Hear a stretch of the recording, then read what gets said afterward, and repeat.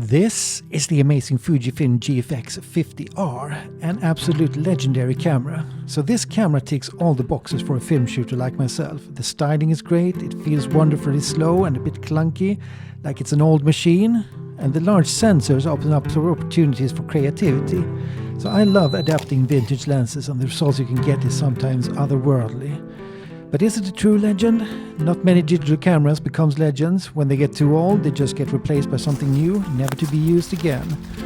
But I think the 50R is different. Fujifilm discontinued this style and went with the modern look and feel, so it could be the last of its kind.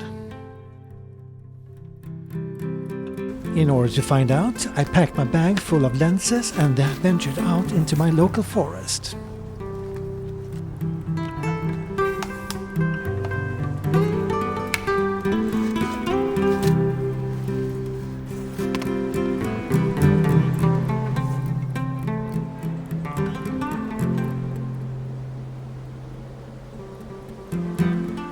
Let's talk a little bit about the Fuji GFX 50R. So this is what they would call a medium format camera. Now we all know that it's not quite the medium format camera if you compare it to the film formats. I have it kitted out with the 35 to 70mm lens. My intention for the whole GFX was that I should shoot only adapted lenses. However, I quickly found that I wanted something that was a little bit more automatic, so I went out and bought this one. I also immediately bought this grip here. It's a small rig grip. So the question is this a legendary camera or is it something to be forgotten about? Well, what makes a legendary camera? A camera like this is of course catnip for a film shooter like myself, and I mean that's why I bought the GFX 50R instead of the 50S2. At the time I was weighing both in my hands, which one to get, and just I guess I'm a sucker for the knobs here and the whole film look aesthetic, so that's what got me to it. So one of the pros, or it might be a drawback, but to me it's a pro, it's the shutter slap. So if you just listen to this, I'm trying to get my microphone close to here, and we'll just see if I can. Let's do one more. The slowness of the camera is to me a pro actually. So I'm going to take a few shots with the 35 to 70 and we'll see what we get. If I shoot it wide open at 4.5, you can see it gets quite blurry there towards the end of the trunk. And you can see if I stop it down to f16, I get a lot more depth of field. And it is still a little bit soft, and you might consider focus stacking in situations like these, but not too bad, I think. Let's check out the details, and 50 megapixels is of course more than you would ever need. It looks absolutely fantastic when you zoom it in. This is 1:1. So you get the 35 to 70, which is a great lens, but it's also a little bit boring. So I have a collection of vintage lenses with me, so we can take a look at those as well. So today I just packed a couple of sample lenses. I got tons of them. My shelves are stacked. So for instance, of course, I would like to use the Mamiya lenses. So this is a Mamiya 645, it's the macro lens, the 120, it's a fantastic lens. So it comes with this adapter, or it doesn't come with the adapter, I have to buy it for quite a lot of money. This is the keep-on adapter. What I really like to shoot are these Pentax lenses. This is a Pentax K for the normal 35mm format. And here I have the 50mm lens, and it's absolutely stunning. I really love shooting with this one. Sure, you get a bit of vignetting in the corners and it gets kind of smeary in the corners, but in my opinion it only adds to the look. And this is the Pentax adapter, and as you can see it's very, very thin. I also got the Helios 44. And I can tell you on a GFX this becomes even swirlier, because on the outside there it's going to get really swirly and a bit smeary. So fantastic to shoot. But you can just keep going with buying vintage lenses. They all give a quite unique look. Now the thing you have to think about with a GFX is of course the depth of field, which is slightly different.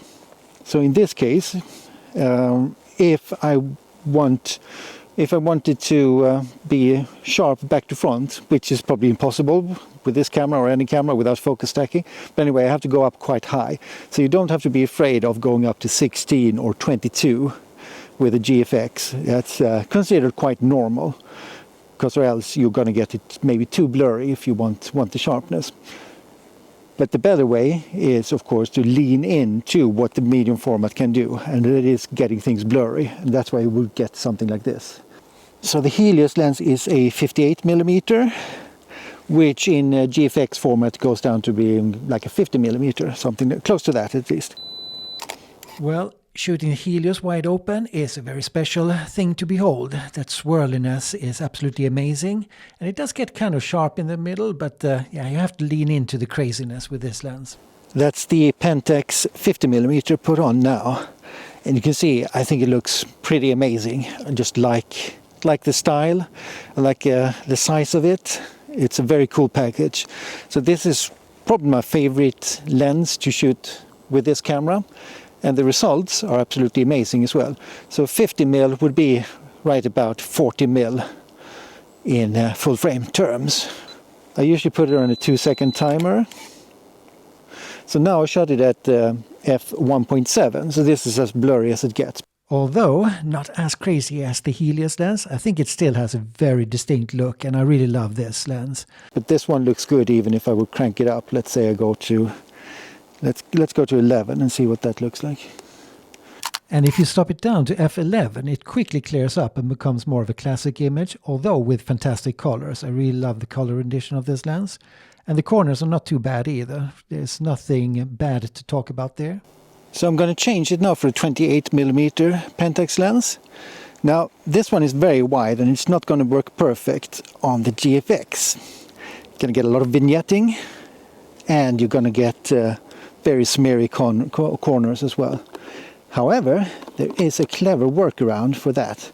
Look at those corners. That is some dark and smeary corners right there. It's totally unusable, of course, and even if you stop it down, it clears up a little bit, but you still got very dark edges there. You see the corners are almost completely black. Okay, let's pack this up and move to another place. All right, this is looking nice. I think I can take a shot here. Got this, I always kind of like these kind of dragon spines here when you get a fallen tree. This could be good. The 28mm or anything lower than 28 is going to have a lot of vignetting. But what I like to do is, because you have the GFX crop mode. Okay, let's go into the Q menu and change it. You got L for 3 there, but we can change it to L6524. Now you have to activate JPEG and RAW at the same time in order to get these, or else you can't do it. So that's a thing. There you can see, all of a sudden we have an image. And let's just punch in to focus. Need to tweak it a bit. Shooting it at f11. So let's set the timer to 2. I can't, if you haven't tried it, I can't describe just how much fun it is to shoot in that. It's super fun to just compose in it. And since it crops out all the corners, all the vignetting that you would get from any wide-angle lens, it's completely gone. It just doesn't end up in the shot. So if you think of everything below 50mm as an Xpan lens, you can use any lens in the whole world that was made for 35mm. Well, I think when it comes to medium format, first of all you have to think for yourself what your needs are. So I think the most important thing is to lean into the medium format. Well, let's call it the medium format look, because there are caveats with it. And if you know by yourself that you're fighting against these things, it's just not going to work out. And what I mean with that is, of course, first of all, it's the depth of field. So if you're that type of landscape shooter that wants everything sharp back to front, and you can't live with any kind of blurriness at all, it's just going to be a struggle. You're going to have to fight it every time. You come back home, you open the machine, and you're going to see it's a bit too blurry in the background, and you wish you had photo stacked. And well, you're going to run into kind of photo stacking hell, because you never know how many images you're going to need. it gets kind of complicated if you're that kind of a landscape photographer. So then I actually don't recommend it. Second thing is the 4x3 sensor. You know, I really love the 4x3 format. For me, it's just gives me so much more than the 3x2. And I think definitely if anybody would come out with a 6x6, a completely square camera sensor, I would go for that immediately. That would be my dream camera. Then I can do whatever I want. So the tricky thing is that when you read the pros and cons of a GFX, it always turns out that it's not really perfect for anybody. It's not perfect for landscape because of the focus stacking issue, the depth of field. It's pretty good for portraits, I would say, but some people are complaining about that too. And it's not fast enough for any kind of fashion or action shoots or anything like that. So it just leaves an almost invisible little band of people who actually would find good use for it. And those people are artists. So I would say this is an actual artist camera. Just the ability to adapt lenses, these old vintage lenses on a large sensor, it's absolutely fantastic. You never know what you're gonna get. The long lens is on, so this is a 200mm lens. It's an f4. f4 is quite unusable with this lens. I had to stop down to f5.6, but you can see then it's pretty sharp as it is. It does lack a little bit in the bokeh. So what I mean that it's a camera more for artists is that I remember back in art school, the older teachers there, they kind of lamented that they were getting too good because you don't get surprised anymore. I think for an artist it's very, very important to get surprised. And that's why I like film. Film has that tendency where it can throw you a curveball. The colors can be kind of crazy. Lots of things can happen that you don't expect and that you might end up liking. And that's why at least what you can do is adapt vintage lenses, because they are going to behave in a way you don't expect. And that's why I love it, and that's why I love this camera system. Okay, now it's time for the big boy. This is the Mamiya 645, the 120 with the adapter. Let's put that on. Let's take off the Pentax 200mm. And this is it, a classic macro shot. I really do think it's a lot of fun to shoot these mushrooms. I should maybe get into it more because they're so abundant. But yeah, as you can see, the camera can handle pretty much everything as long as it's on a tripod. And that is maybe the crux. If you're looking for absolute highest quality to get that edge-to-edge sharpness, then just buy some of the medium format lenses. They're absolutely amazing. I have a collection of Mamiya lenses that I absolutely love. You can just see the amount of detail I get here. But I think even the Pentax lenses are good. I have one of those as well. So the big problem is that it doesn't have IBIS. Now when I bought this, I was well aware, and I really didn't think I would need it, which I actually most often don't. When I'm doing landscape photography and this kind of stuff, I really don't miss it. However, when I'm out, I do another thing that's called photogrammetry, and that's taking a lot of pictures and then putting it into the computer, generating a 3D model from it. So I have another channel about that, but I would have liked it to be some kind of a hybrid where I could use this as my end game camera that would just give me the absolute maximum quality, and then to be able to use that for my photogrammetry work as well as my landscape work. However, that's got nothing to do with when you are out and doing this kind of photography, so it's a completely different discussion, but that is actually the reason why I'm selling it. But it's also, if you're going to use this as a run and gun camera, if it's not going to be on the tripod, you're going to be going around like this. Let's say you're on a holiday somewhere in Italy, then the IBIS would be very helpful. Now, actually, this one can handle the bright lights of Italy, that's no problem. But let's say you're in Norway or something, or just around here, where it does get dark pretty fast. So here is maybe where it shows its age just a little bit, and that is the ISO sensitivity of the sensor. Now, the sensor is fantastic. The dynamic range is absolutely, well, the best that I've used so far.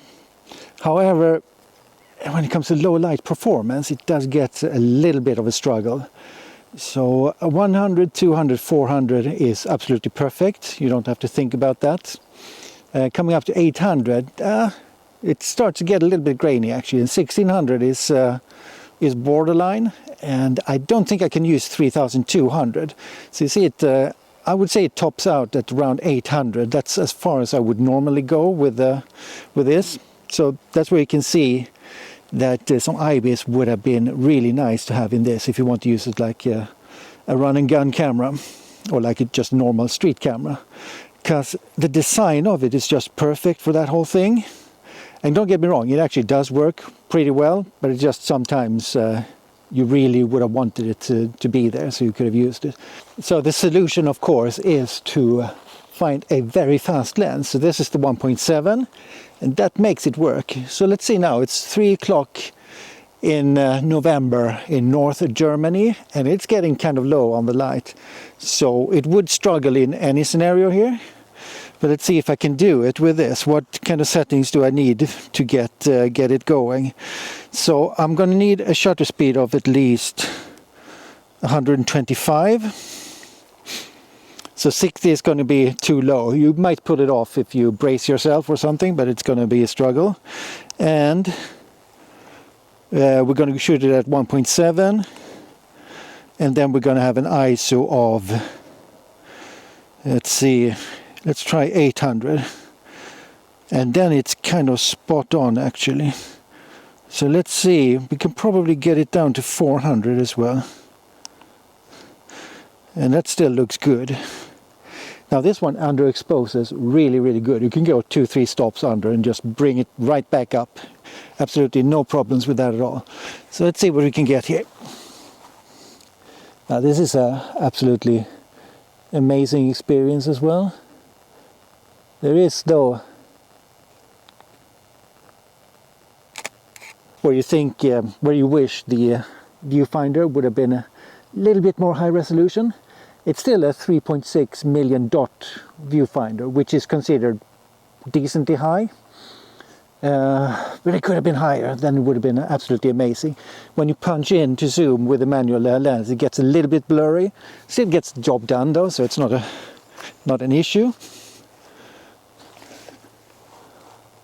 If Fuji picks this model up again, because this whole model is discontinued, if they pick this up again and put in some IBIS in it, they actually don't have to change anything else. If they just do that, I'm going to rebuy this one, because to me this is one of my favorite cameras that I've ever had. It just feels very right for me. It just ticks all the boxes. When it comes to price and everything, it's just great as well. In conclusion, should you pick up a Fuji GFX 50R? I say yes. If you're anything like me, where you like to experiment a bit more and treat it more like a film camera, I think you will see that the pros definitely outweighs the cons.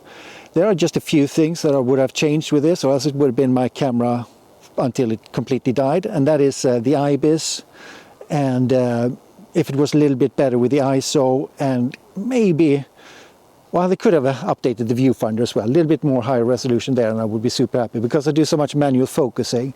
A crystal clear viewfinder would have just been amazing, I think. Other than that, I've been super happy with this camera. I think it's definitely the perfect time to get into the GFX system now. You just get one of the old ones, and they're super cheap. We're looking at 2,000 for one of these. And then just have a lot of fun. Try it out, and you can always sell it on. It's going to keep its value a little bit longer, I think. And see if the GFX is anything for you. Anyways, I'm going to get a 100S after I sold this one, and I'm hoping that's going to be fantastic. So if you're interested in photography and this kind of thing that I'm doing here, why not like and subscribe, and I hope to see you around next time.